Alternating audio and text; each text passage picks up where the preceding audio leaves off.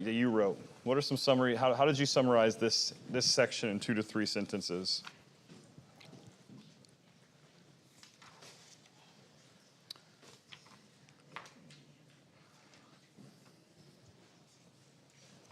This one's a little tougher, you know. It's kind of a little more pithy statements and stuff like that, and so it's not so much larger arguments. Does anybody have a summary or a shot at a summary of this section?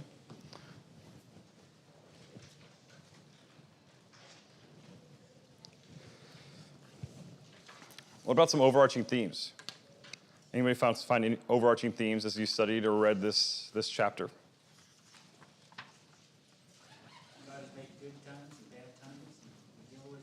Yeah, that's verse 14 particularly, right? That there is both prosperity and adversity to be found in life. And in general, there's a lot of this discussion for sure. Good. This is one of the themes of the whole book, right? That life is full of just these seasons or these times that are somewhat or mostly out of our control. Good. Anything else? Go ahead, Terry. What most people consider negatives, God says is our positives. Sure. Day of mourning is better than the day of birth. Sadness, all those things. Yeah.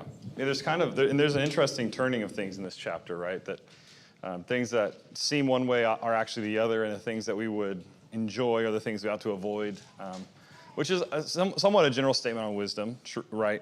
Proverbs will make similar claims. But yeah, that's a good observation. Anything else? Any other kind of big picture themes of this chapter that you noticed you wanted to point out as we start discussing this?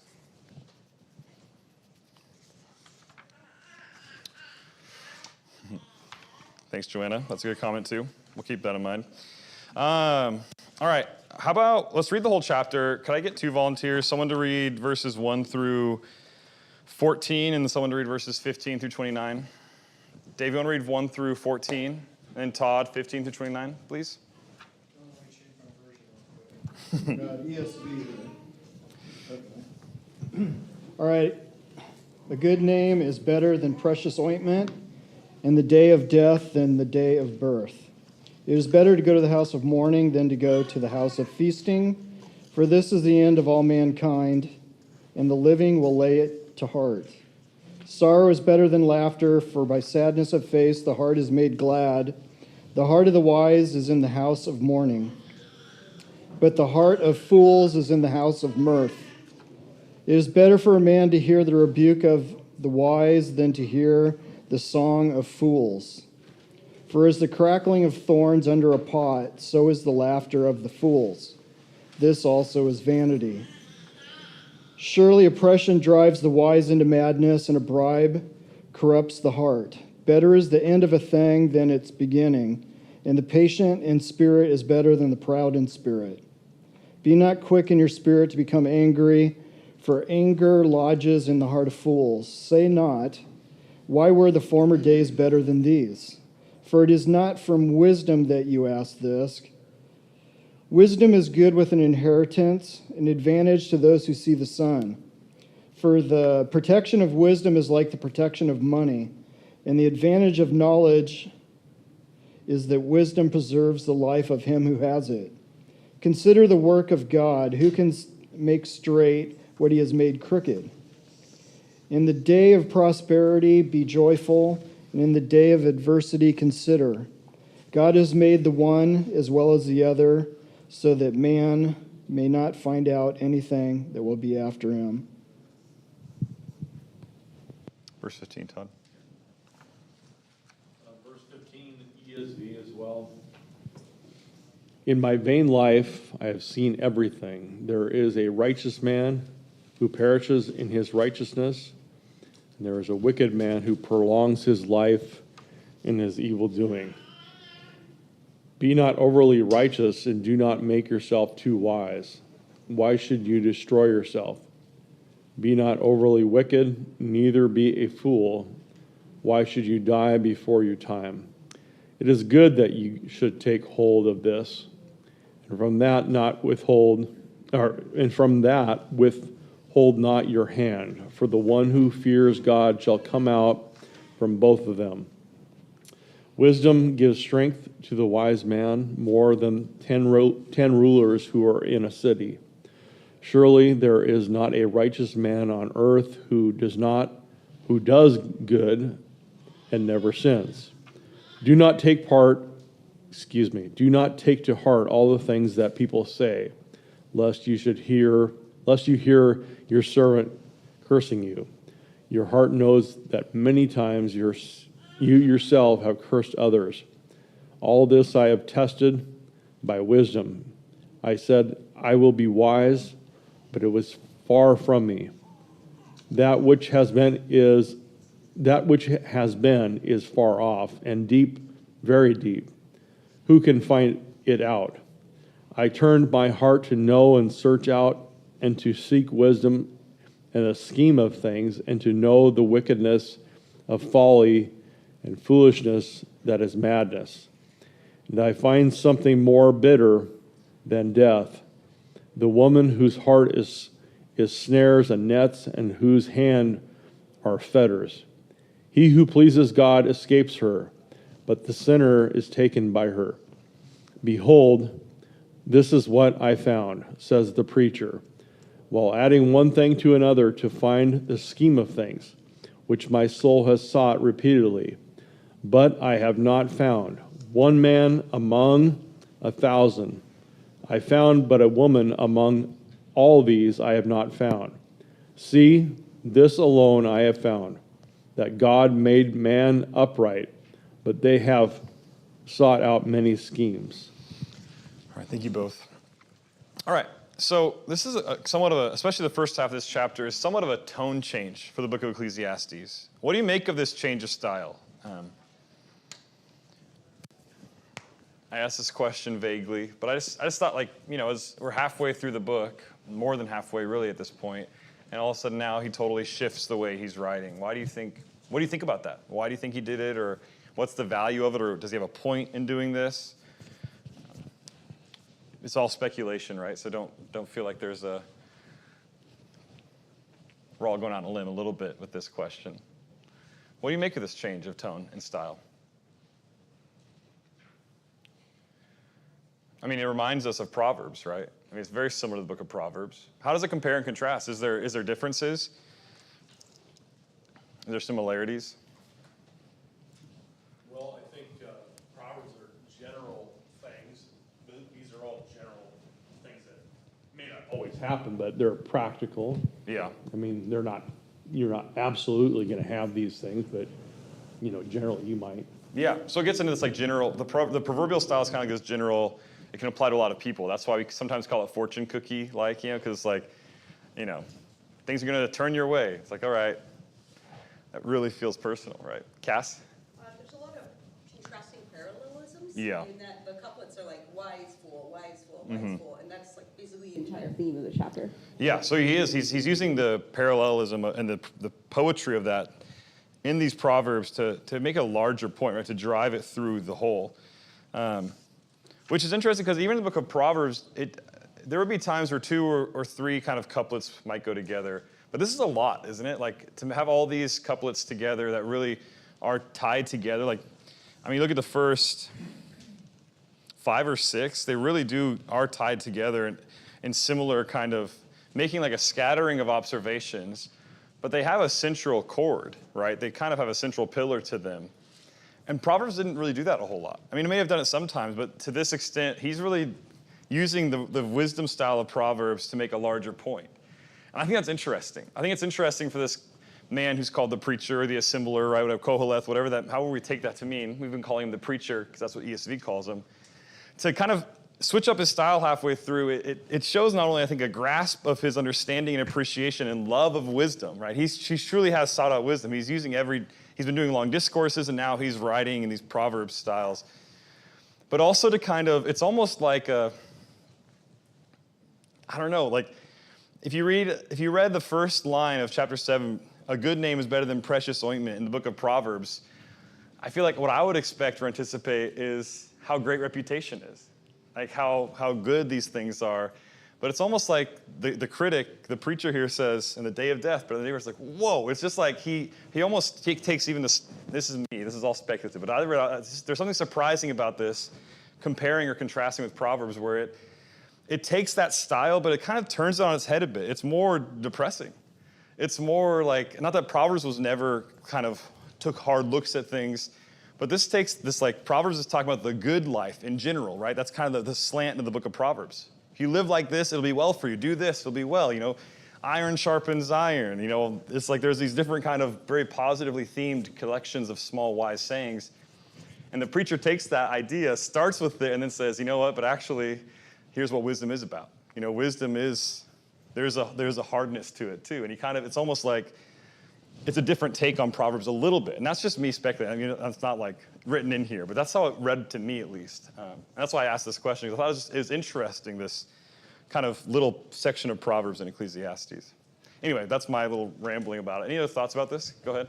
Like this is more of a considering, thoughtful, and deep into it instead of just a line. Yeah. So it's nice that you actually feel all the emotions and everything that's there inside of it instead of just, I don't know, it seems kind of cut and dry with Proverbs. Sure. Where this is more just you're actually in considering things. Yeah. Yeah, like you have to compare the different verses with each other too. Which there is some of that in Proverbs, to be certain, but this is really, I think, more concentrated, possibly. Anything else about this? We'll talk about these verses more specifically. I just want to ask a general question as we get into it. So another general question, I suppose, how is the word better used in the first half of this chapter? And again, like we're looking, there's a bigger point in all these Proverbs together. Does he have a bigger point in repeatedly using that word? What do you think? How is the word better used? Go ahead, Ricky. Verse 2, it's better to go to the house of mourning than to the house of feasting. Yeah. I think he might be saying to understand life sometimes, there's going to be stuff that comes up no matter what form it may come in. Yeah. And don't think it's always going to be, Yeah. Yeah. Yeah. So like he'll look at that, right? The house of mourning rather than the house of feasting. I mean, most people you tell this to, they'll be like, all right, less about that, right? I don't want to hear that. This isn't, yeah, exactly, which is a lot of this book, right? Is eat, drink. It actually does say eat, drink, and be merry. What else is better in this section? Sorrow is better than laughter. Who believes that? Do any of us believe that? I mean, if I told you, tell me why sorrow is better than laughter. I mean, if we're in a church setting, it's one thing, right? But in our day-to-day lives, try telling your 5-year-old kid this. Hey, it's actually a lot, when you're crying, you're like, hey, this is great. I'm so happy you're crying. This is way better than laughing. They're like, what are you talking about, Dad? That's crazy. What else is better? Yeah, the rebuke of the wise rather than the song of fools. I have a question about that. It's actually the next question. I want to talk about that one. What else is better? Patient in spirit is better than the proud in spirit. Yeah. That one sounds very proverbial, right? Like that one's like, that could be lifted out and placed in the book of Proverbs as is. The first one is interesting, right? A good name is better than precious ointment.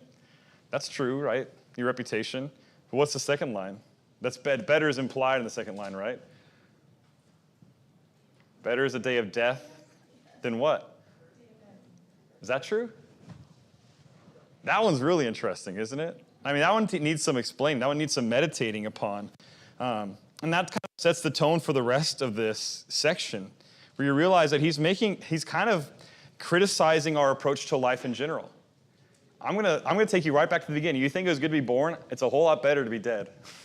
A whole lot better dying than being born. We're like, okay, there's something going on here that isn't immediately obvious in a sense, right? And these are the general points he's making. He's trying to use this word better to show us that life isn't to be engaged with just on the surface level we engage with it all the time. So many of us live just to have a good time, eat a good meal, laugh about it, listen to a good song while we're doing that. That's like the definition of some of our perfect days, isn't it? And the preacher's like, there's got to be something bigger than that, right? Ricky?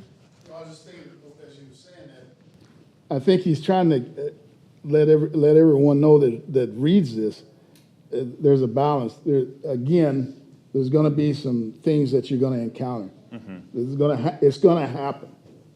So to understand that you're not always going to be laughing and hee-hawing and jumping up and down and all great is good. It's so great to be in this life, Yeah. And then the next day somebody passes away or you get sick or there's so many facets of life that makes you go, oh man, this ain't good at all. Yeah. I think there is and right over here too, Jay and Jesse had his hand up. Appreciate you. Yeah, I think there is an insight into this, that life isn't made up of all the things maybe we want it to be completely made up of, or that there is a reminder we need to be cognizant, aware of the totality, right? The balance of it all, maybe. Jesse? I'm just trying to figure out, I guess, how to kind of read this without the lens of the New Testament that we get, in a way. Because if I didn't have the New Testament or understand, I guess, the fulfillment of the Old Testament, what it became, I probably would understand this different. But when you look at it, knowing what is beyond this life to look forward to, then you have to believe that death is better than life. Yeah. Right? I mean, that's in the lens of the New Testament. Yeah. And if you don't think that, then you're deceiving yourself with how glamorous this earth is. Sure. Right? Yeah. It's not as glamorous. I mean, sure, it's fun. It's got awesome parts. And don't get me wrong, but the awesomest parts of this life are, I think, pale in comparison to what is on the other side. Yeah. Yeah. No, I think the Christian perspective on this does make this read really simply, right? There's and not, that's good. It's good to see this, this is a reminder. And sometimes we need that reminder, right? To not just get so caught up in enjoying things because there's something bigger. But I think interesting, the point he's making in again, with the bounded views of Ecclesiastes is saying it's easy to celebrate a birth, right? It's just so it's amazing, just innately amazing. And yet a death is, we don't know what to do about it. I mean, in Jesus' day, there was that little girl who died, and they seemed to hire professional mourners to come to the house. And it's that's just a weird idea, right? But we just I think it generally points out we don't know what to do with death. Or funerals in New Orleans where they play jazz music. It's what is that about? Well, we just don't know what to do with it so much of the time. We don't know, especially if we're secular, we don't know how to handle death. We have no idea because it's so crazy and absurd.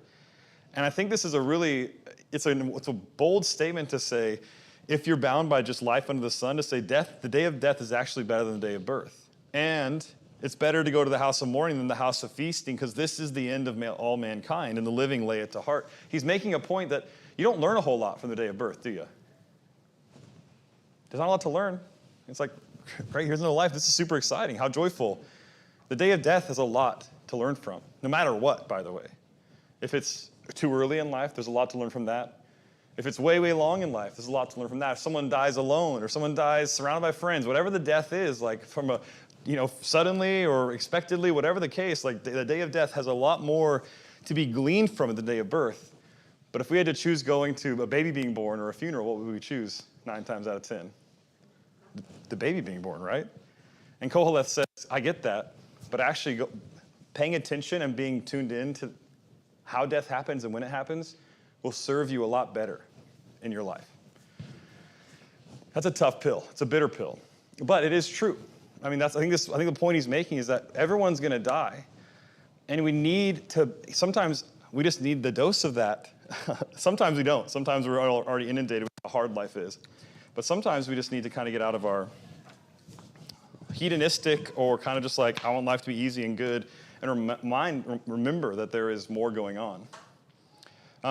What do you think about this? I wanted to ask about this because I think there is some application here that can be really interesting. What are some specific applications of the rebuke of the wise and the song of fools for us? This is in verse 5. It is better for a man to hear the rebuke of the wise than to hear the song of the fools. Let's start with the song of the fools, actually. What might you call the song of the fools in modern day? What's some modern day applications of this? Sure, this eat, drinking, a worldview of enjoying everything. Flattery? Yeah. What? Yes men. Yeah. Yes, that's very similar to flattery, right? It's just kind of people who always pump us up. Anything else? Go ahead, Kim. Feels like, when you're happy and you sing. Yeah. Almost an empty happiness. Yeah. The foolishness implies. And Yeah. so I would much rather have wisdom, the rebuke of the wise, and talk about real things versus somebody singing and being happy but being clueless to what's going on around them. Yeah. I think that's well put. And so sometimes when we're happy, what do we listen to when we're happy? To me, when I think about this in modern application, I think about when you're in your car, what are you listening to? You know? Again, not that this guy is literally a gospel preacher saying you can't listen to that pop music and be faithful. You know, it's not the point he's making. Again, he's saying there are some things that are better than others. But if we are constantly satiating ourselves or putting like a salve in our lives by just listening to happy music to make us happy, and what we have to think about what's going on. Because then you contrast that. Well, what's the rebuke of the wise? What might that be? Have you ever had like just a thought where you were convicted by what you needed to do, the change you needed to make, who you needed to be, and it felt so far distant from who you were at the moment, and just that misery that you couldn't run away from? Because it was just lived within your heart and your brain between your 2 ears. Like you lay down in bed and you're like, okay, I don't know how to making all these changes, being this kind of person, it's going to take so much of me. And then so instead you go and you play a song, or you play a TV show, or you go, you do anything. And you can escape that thought, right? For a moment. But when again, at the end of the day, no matter what, when you lay down and you pillow your head, what are you going to think about? There's a way that we can live our whole lives, I think, listening to the songs of fools who are always saying, hey, don't worry, be happy, Hakuna Matata, everything's going to be okay. And there's a time for that, right? Music is a gift. But we have to, I think part of what this is going on, just like all of this, if we're always going to birthdays and never going to funerals, if we're always feasting and never mourning, if we're always listening to the songs of fools that are just kind of happy and cheery, and we're never, ever spending time just dwelling on the rebukes of the wise, where's that going to end us up? I think Kim made this point well, that I'd much rather be wise than always just be happy.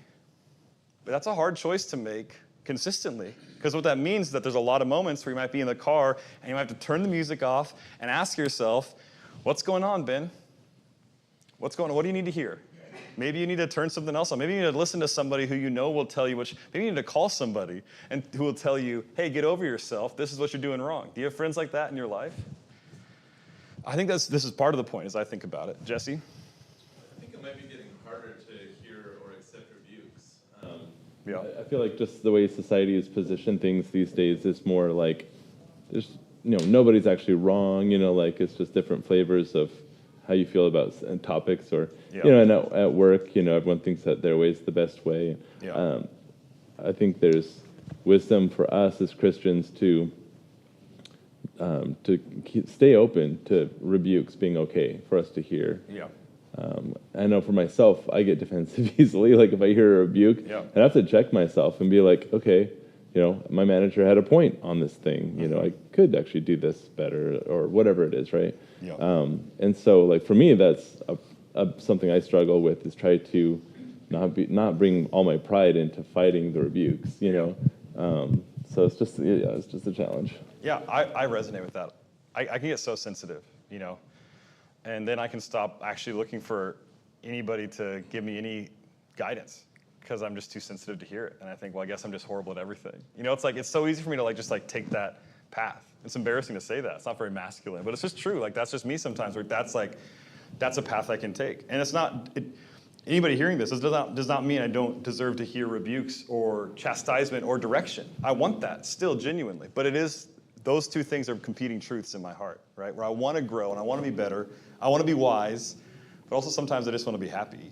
And those are competing interests a lot of times. Mike and then Cass.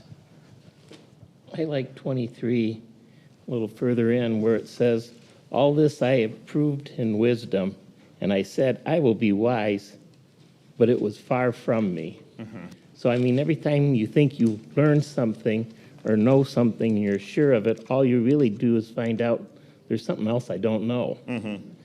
And it just keeps going from there. Yeah. As you peel the onion, there's something new that you never thought of, and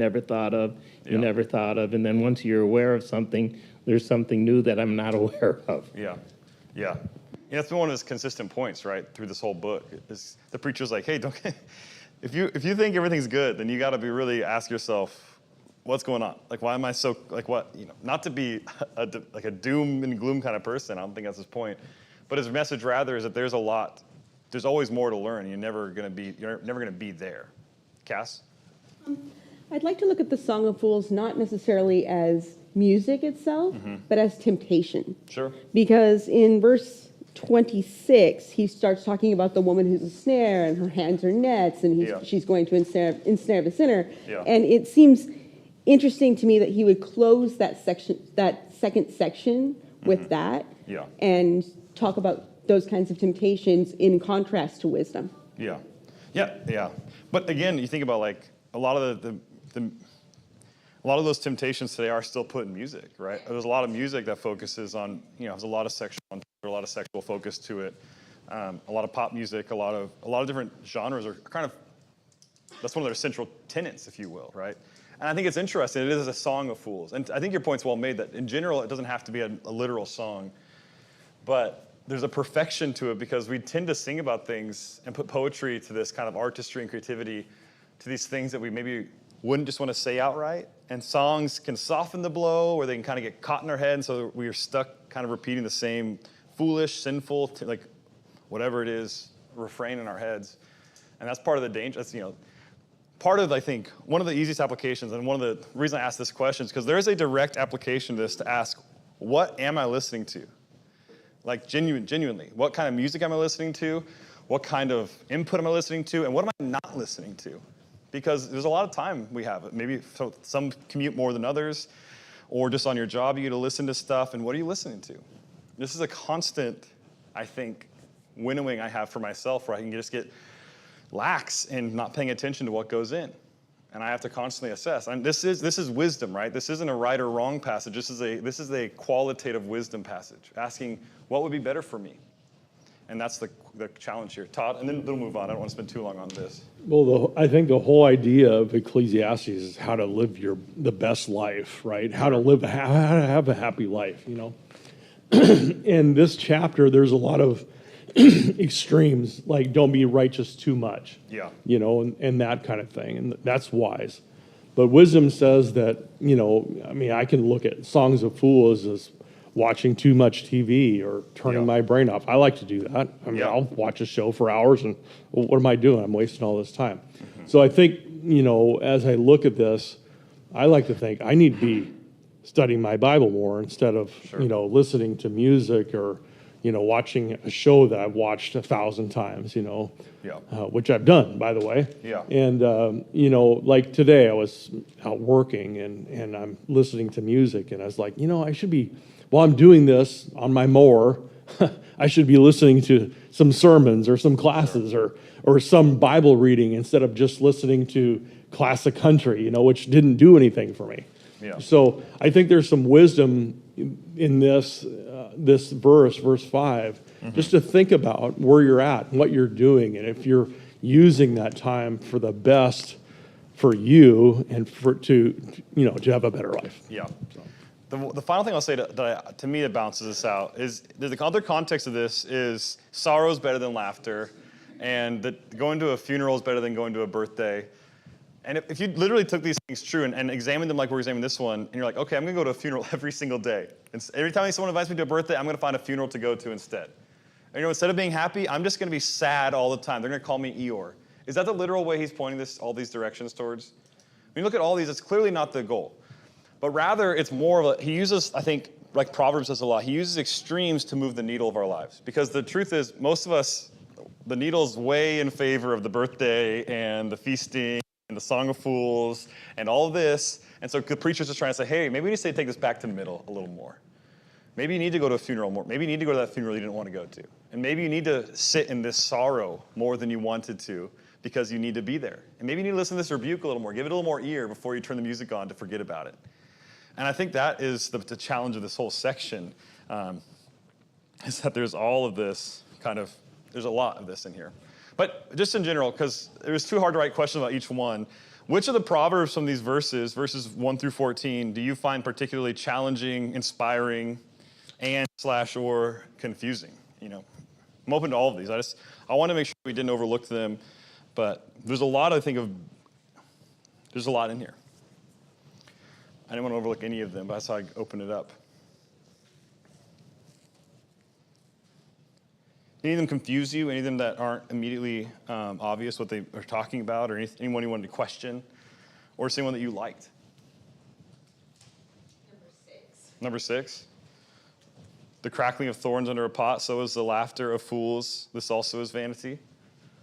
I have no idea what that means. Yeah, that's a good question. So let's take a shot at it. Does someone have an idea? Like, what do you think it means that for as the crackling of thorns under a pot, so is the laughter of the fools? I think this actually goes along with verse 5 we just read, by the way. The song of fools, because this one starts with 4, so I think they might be connected. What might this mean? The crackling of thorns under a pot, so is the laughter of fools. A thorn bush is not a very substantial piece of wood Yeah. to burn. Right? Like when you put twigs or things that are not substantial into a fire, they crack and pop and burn up really fast. Right? So maybe that could be one of the possible answers, is that that's just a very fleeting thing. It's not going to actually keep your fire going. You need big wood, you know? Yeah, I think that's actually spot on. I think that's exactly what he's saying. You can look at, even if you took some dry thorn bushes, they would burn up like that. It's just there's no material there, but it'll produce it will flare up. You know what I mean? Like any kind of tinder, like putting a piece of paper in a fire will flare up and then it's gone. I think that's kind of the idea here, that the laughter. This is why it's better to listen to the rebuke of the wise rather than the laughter of fools. Because the song of the fools, because the laughter of fools will just burn up immediately. Good. Any other proverbs here in this section stick out to you for various reasons? We can talk about any of them, right? Verse 10 is tough for a lot of people. For me, you think about, oh man, I wish we had the good old days. Yeah. But the preacher doesn't want us to think about this. So that means we need to always strive for better days and make things good. We can admire the old days. That's great. But I think the idea here is to look for the future and make it better, and that's a challenge. Yeah. Yeah, I like, this is one of those ones where he's like, hey, don't ask this question, and then what's his reason in the second half of the verse? It's just not wise to ask that question. It's like, it should be obvious. Like, if you really think about it, it's obvious. If you're always living, if you're Uncle Rico who's always looking back, and if he could go back to his high school days and throw the football pass he wanted to throw, like, who are you going to turn out to be? And where's that going to get you? It's just, nostalgia is just a poison, really, is the idea here. That's good. Ricky? I always find it interesting when people talk about the good old days. And it wasn't always the good old days for a lot of folks. Yeah. I've been in conversations when they was making statements about the 60s and the 50s and the 40s. And I was thinking about my mom and dad. Yeah. It wasn't that great, man. Yeah. Yeah. So I don't even want to hear about the good old days. Yeah. Because it wasn't good for a lot of people. Yeah. A lot of people. Yeah. And it wasn't because of stuff. I don't want to get too emotional about it, but that's a statement that drives me to think about. Okay, there's a reason why it was good. It was okay for some people, and it was okay not for others. Well, Ecclesiastes, no matter who you are, you're going to find days that are not good, no matter what the circumstances are, right? Yeah.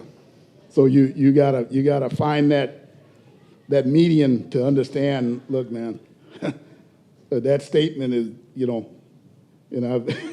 don't want to take up too much time, but I could tell you some stories about. I think there's something really good. I think there's first of all, you're right. That it's just the good old days aren't good for everybody. And that's true across the board. And the specific examples you're talking about are very real. And then you start to think about that when you start to get into that discussion where someone says, well, these are the good old days. And you're like, well, no, they weren't. And then you're into this discussion about 70, 80 years ago for what? I think they were great. Well, I think they were horrible. I know they were horrible. I know they were great. They were great for me. They weren't great for me. It's like, what are we doing here? What about today? What's actually going on? Well, what bearing might this have? And maybe there's something we can glean in studying history. I'm not saying there isn't. But in talking and thinking this way, it only leads towards kind of fawning over something we'll never, ever experience again anyway. And so is there any good in that? No, it's like the Song of Fools. It's just going to drive us mad.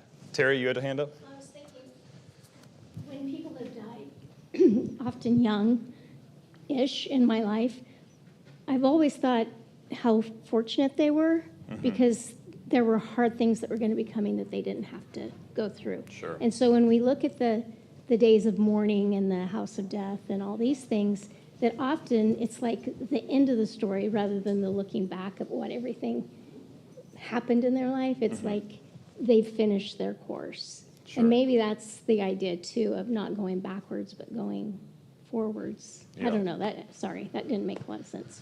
When I There's got something to the end of it, interesting, but- like tying these together, right? Where it's like, we're all like constructed in the time we live in, but it's like when we start to consider all these things, what's wise for today and wise for tomorrow, a lot of this things looking back and like appreciating the time we live in is kind of the thrust of what he's trying to say. Like, we're bound by these things. It's like chapter 3, we're all caught in the seasons of life and there's nothing we can do about it. But some of us leave earlier than others. He's made that point a lot. Better the stillborn last week, right, than the one who keeps living. Yes. And so I think there is something to this where, you're free. When you look back, you're generally looking back with rose-colored glasses, especially if you're saying, why are they better? And if that's what you're doing, then you're overlooking a lot of even your own pains, You can look back and say, middle school was great. And then if I think back, I'm like, actually, I hated middle school. And I don't know why I said it was great, But if you think about it really technically, if you go back and actually look at yourself, like, man, I was miserable. Why do I think it's better than now? And the reality is, I'm just wishing away my life today. And there's good and bad, and there's beauty and pain in every single day of life. And I think that's kind of his point. It's just so unwise to look back and to say, oh, that was so much better. It's just not true. So, Ben, are these good old days for us personally, or good old days for everybody? Do you think? What's your opinion on that? I don't know. I think it's a general idea of like this thought process or this line of thinking is always this way. I think it covers both. That'd be my perspective on this. Just be careful if that's a thought you have. Good. My favorite proverb from this section, it's actually one of my favorite verses in the whole Bible, is verse 14. In the day of prosperity, be joyful. In the day of adversity, consider God has made the one as well as the other, so that man may not find out anything that will be after him. I think this is just such a shrewd bit of wisdom and observation. That I think this is his conclusion of the whole section, by the way, that there is so much beauty and helpfulness in the harder truths of life, just as there are joys to be taken out of the good times in life. As much value as you find, as we all find, in the day of prosperity, just enjoy it. Those days are easy. The direction and the challenge, the usefulness of those days are patently obvious, right? If I say, today's a great day, you're like, yeah, it is. And I'm like, you better enjoy it. You're like, okay, yeah, dude, I was enjoying it. You're like, shut up about it. I'm going to enjoy the day. No one has to tell you to enjoy a good day, right? Sometimes maybe you do. Some of us might have just waiting for the other shoe to drop. In that case, read this verse and remember that you just enjoy the good days when they come. But I think his point is that the day of adversity has just as much utility for us as the day of joy, of prosperity, because God has made both. God gives both to each of us. And what's the reason at the end of verse 14? Why does he give us adversity as well as prosperity? Well, first of all, what do we do with the days of adversity? The days of joy, of prosperity, we're joyful, right? What do we do with the day of adversity? Consider. I think that's, and why did God give us both of these? Why does he give us both of these? What does it say? So that, what did you say, Cass? I said I've been making too many comments. No, it's all good. No, you haven't. It's all good. Don't feel bad. I think the traditional answer that a lot of people way before me have said, but you cannot enjoy the good times without considering the bad times. Sure. And you cannot endure bad times without also thinking there's good times ahead or there were good times behind or, you can't have one without the other. They're a natural contrast. Sure. Yeah.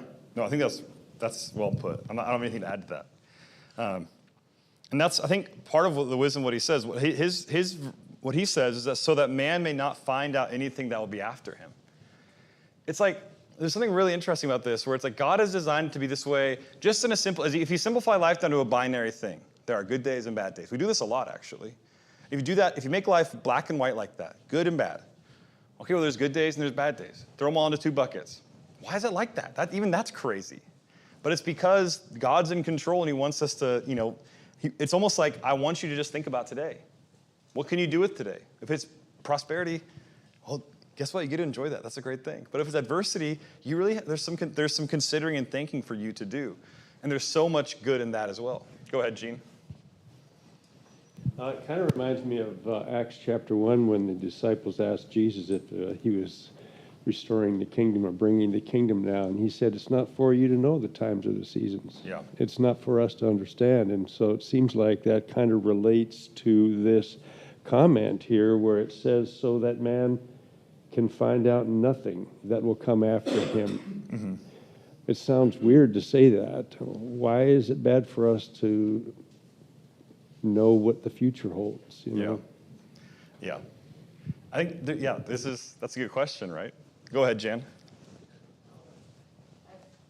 Gone through a few difficult days, and somebody said to me once, you either get bitter or you can get better. Mm-hmm. And I've told myself that many times, and it's so true, I think. And no matter what's happening to you, if you can learn something, it's not a waste. Yeah.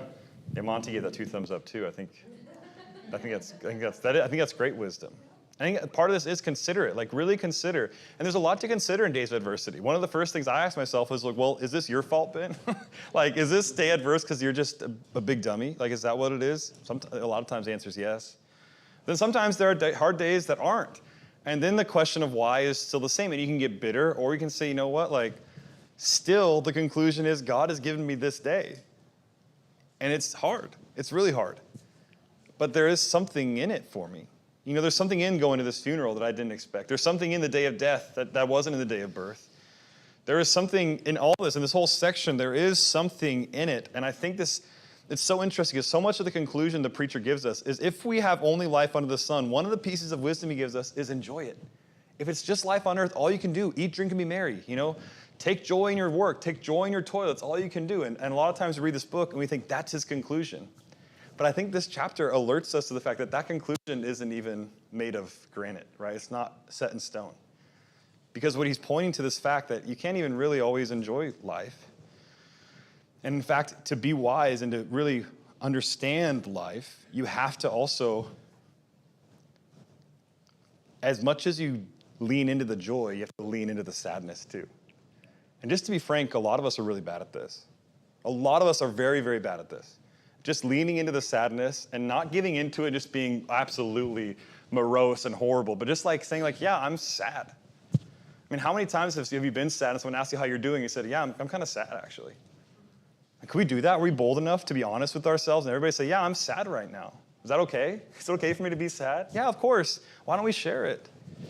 They're just really, as a culture, we're very bad at this. And I think as humans, we've always been bad at this. I think the reason this is written is because people are very bad at this.